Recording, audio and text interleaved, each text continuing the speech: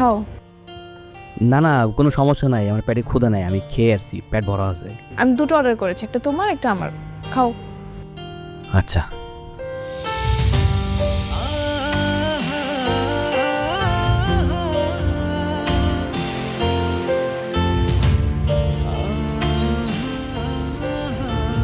এই শোনো, তুমি তো ম্যাথ অনেক ভালো পারো, আমি না অনেক বেশি দুর্বল। তুমি কি আমাকে একটু ম্যাথ শেখাতে পারবে? শিওর? ফাইন। তাহলে অফ ডে গুলোতে তুমি আমার বাসায় এসে ম্যাথ শেখাবে, বুঝছো? অবশ্যই, কোনো সমস্যা নেই।